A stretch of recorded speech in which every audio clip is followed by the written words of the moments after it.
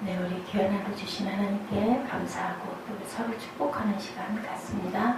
할렐루야 샬롬입니다. 할렐루야 샬롬 샬롬 샬롬 샬롬 샬롬. 하나님 사랑합니다. 여러분 주 안에서 사랑합니다. 예, 어제 시편 107편 10절 11절 말씀, 예, 우리 사람이 흠과 사망의 그늘에 앉으며 곰과 쇠사슬에 매임은 하나님의 말씀을 거역하며 지존자의 뜻을 멸시합니다. 불순종에 대해서 불순종함으로 하나님께서 우리를 공부하고 쇠사슬에 매이는 그런 일들이 일어난다는 것을 우리가 깨달아야 된다. 어제 우리가 어둠 속에서, 환경의 어둠 속에서 공부할 때 또한 그것이 영혼의 어둠이 된다라는 것. 우리가 항상 어려움에 처하면 어떻게 해요? 낙심하고 근심하게 되죠. 우리의 생각과 하나님의 판단은 또한 다르다는 것을 우리가 어제 함께 나눴습니다. 하나님께서 우리를 순종하는 자, 다른 게 아무것도 없죠.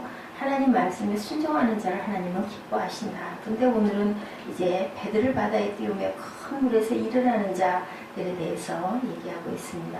어제 문득 이 말씀 묵상하면서 와, 그래, 함장이나 기장이 되면 또한 자연의 놀라운 신비, 또 그 안에서 하나님 아니면 아무것도 할 수 없다라는 무력함을 발견할 수도 있겠다라는 그런 생각을 어제 해봤어요. 참, 우리는 땅에서만 이렇게 하고 사는데, 그죠? 하늘을 나르는 비행사들도 하늘에 길이 있어서 그 길을 보고 다니고, 또한 배에서 배를 운전하는 그러한 그 함장들 또한 배길이 있다고 하죠.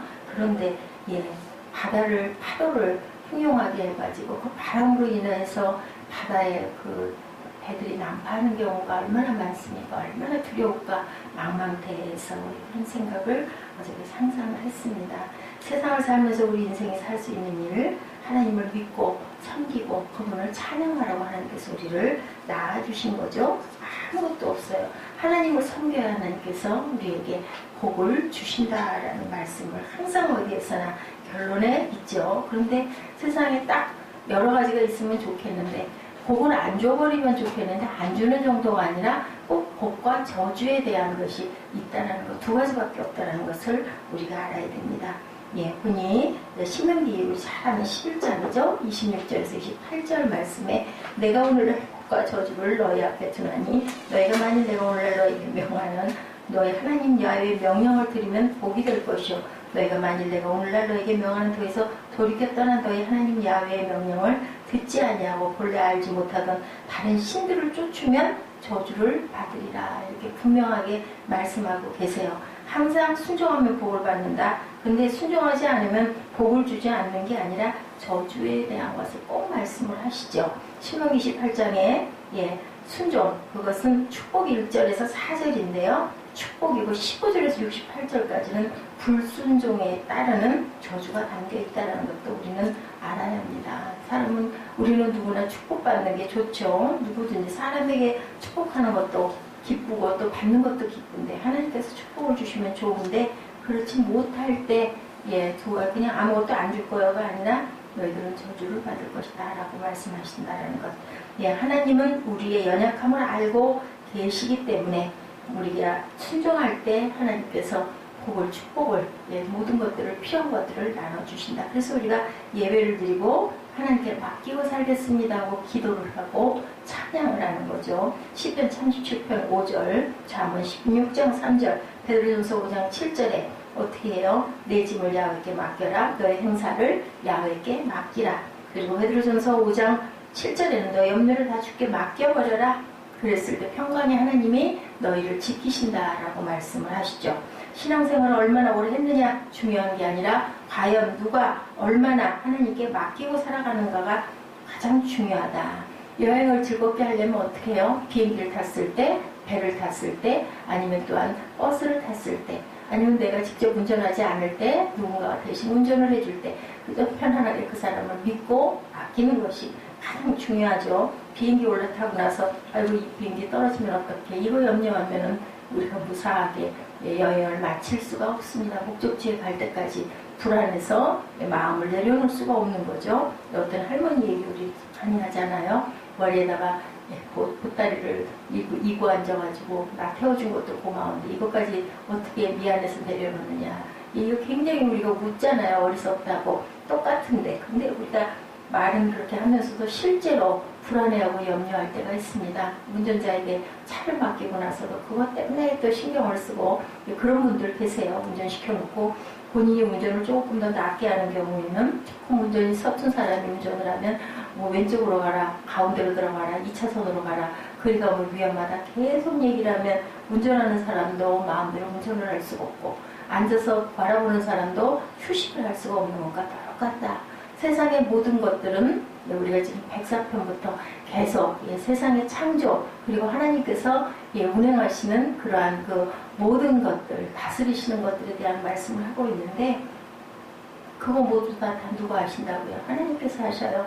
우리가 할 것은 우리에게 주어진 일들을 열심히 하는 것, 밭에 씨를 뿌리고 물을 주고 하는 것은 우리가 하지만 자라기를 바라고 김매주고 풀 뽑아주지만 햇빛도 공기도 비도 주셔야 그것을 자라게 하시는데 그것은 하나님의 몫이라는 거죠. 믿음 생활하는 사람들이 평안하고 즐겁게 살아가는 이유는 아버지께 맡기는 사람들이 평안하게 살아간다. 신앙생활을 아무리 오래 해도 내가 살려고 하고 내가 몸부림을 치면 평안할 수가 없다는 그 모든 것들이 사실은 바로 이남이라는 것을 우리가 깨닫고 알아야 되고 어떤 일도 우연히 일어나는 일은 우리가 늘 얘기하지만 없다. 실제는 그때는 그게 왜 그렇게 됐어 하고 안타까워하고 때로는 원망하고 때로는 낙담하지만 지나놓고 보면 그래서 하나님께서 그런 일들을 일어나게 하셨구나라는 것을 우리가 알고 또한 뒤늦게라도 감사하게 되죠. 깨닫기 때문에. 그래서 고난도 어려움도 때로는 시험도 하나님께서 우리에게 필요하기 때문에 주신다라는 것. 어떤 좋지 않은 일들이 자꾸 일어날 때는 그 뒤에 있는 하나님의 뜻을 하나님의 얼굴을 구할 줄 알고 거기에서 우리가 얻어지는 것 하나님을 좀 더 알아가고 가까이 갈 수 있는 그러한 지혜가 또한 생기죠. 그래서 이스라엘 백성들에게 하나님께서는 아수르나 바벨론이나 블레셋이나 이집트나 시리아나 에돔이나 모압이나 암몬 족속들을 붙여가지고 때로는 하나님께서 그죠? 70년 포로 생활까지 하게 하시는 그런 하나님. 근데 끝내는 어떻게 해요? 끝내는 돌아가게 하시고 끝내는 꼭 회복하게 하신 하나님. 절대로 그냥 실어버리지 아니하신다라고 말씀을 하시죠. 미사일과 헬코펜이 날아다니는 전쟁은 아니지만 우리는 무슨 전쟁? 영적 전쟁을 매일매일 치르고 가고 있다. 크고 작은 큰 전쟁에 저희들이 탁 닥치면 정말 깜깜해지기도 하고 작은 전쟁 속에서는 오히려 또한 혈기를 내거나 왜 이렇게 되는 일이 없어? 하고 투덜거리기도 합니다.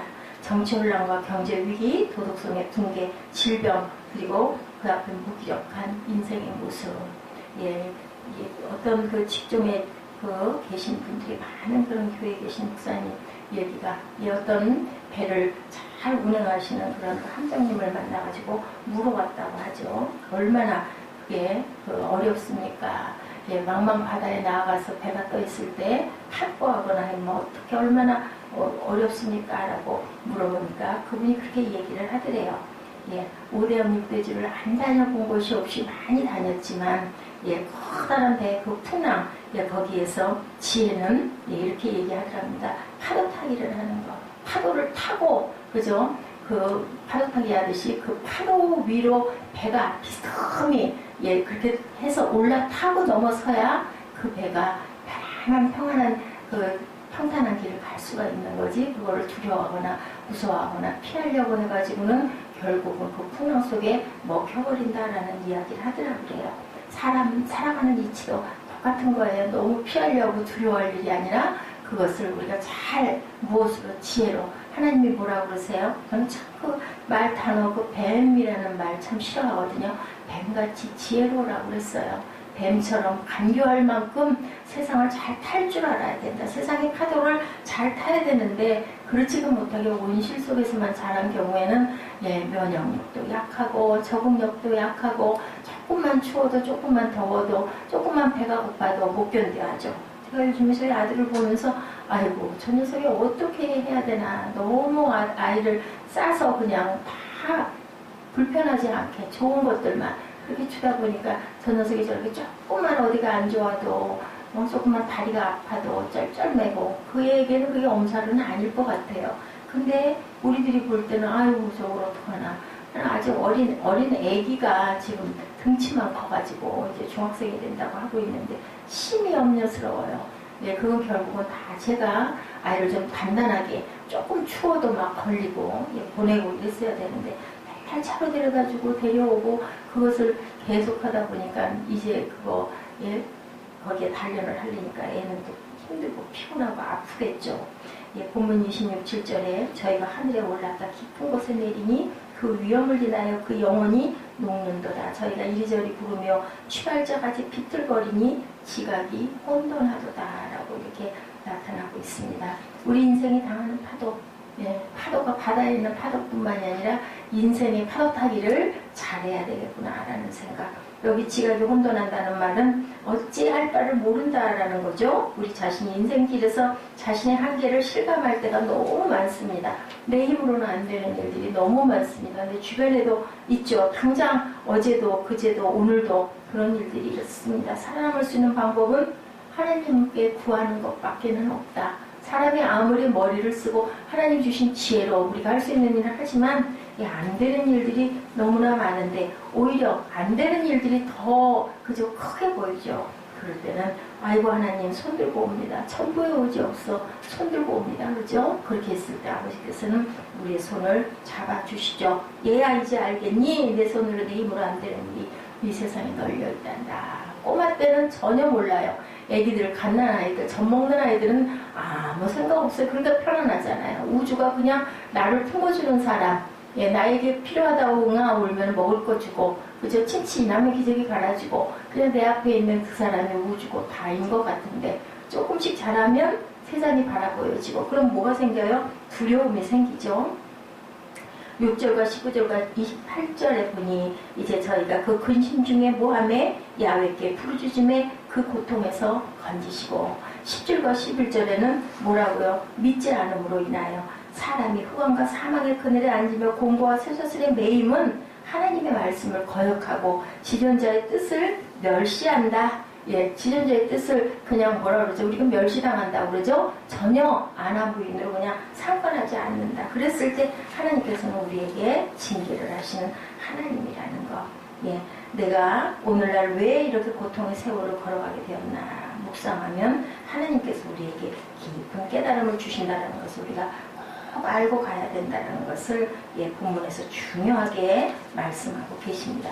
우리는 오늘도 하나님 앞에 환난 중에 부르시는 하나님이 나에게 무슨 말씀을 하시나 나를 뭐라고 어떻게 하자고 말씀을 하시나를 깊이 깨닫고 알아서 하나님의 뜻하신 그 뜻대로 우리가 살아가야 된다는 것을 우리 본문에서 말씀하고 계신다는 것.